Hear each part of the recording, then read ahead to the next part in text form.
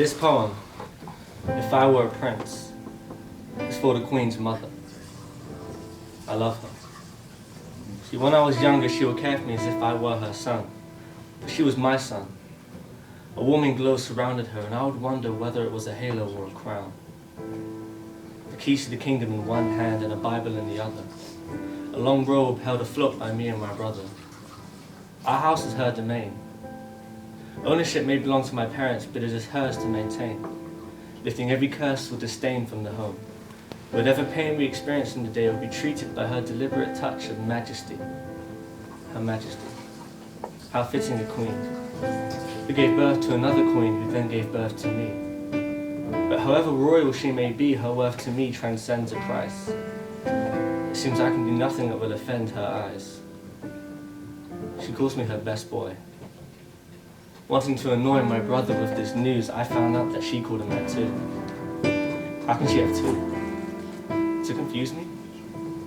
Little did I know she was instilling her views in me, promoting equality and unity. Each word of advice, like bricks, making up within me the kingdom of God. See, now she's taken up walking around with a golden cane, that's strong and thick.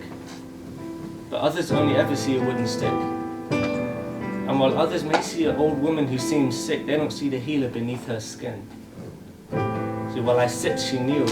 She is beneath the sin that peels the world away, praying for her pain to just go away. She's starting to be forgetful, but she always remembers to keep my plate full. Sometimes, after we have a conversation and I leave the room, she continues to talk, and I continue to walk. Her back has become crooked into a question mark, but all she asks of me are a few simple tasks that she can no longer do. Just a few. But as I get older and wiser, I fear I'm witnessing the demise of her, the lies the wine tells her.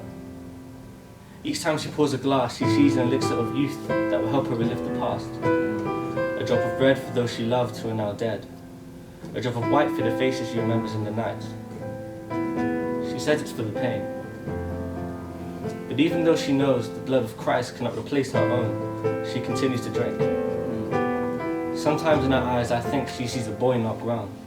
But not wanting to moan, I just sit there and hope I'm not witnessing the beginning of an end. To her dismay, a bending vertebrae cannot heal itself, nor be helped by the consideration of a family friend. Yet despite her not being able to clench her fist, she still protests death wishes she would cease to exist. She fights. With every book she reads and with every Bible verse she reads out to me. Every view she grew inside of me like an ever-growing bruise in my brain. She'll live on in how I act, and if I can maintain her teachings and teach others to do the same. I love her, yet I've never called her by her name. She's always been the same thing to me.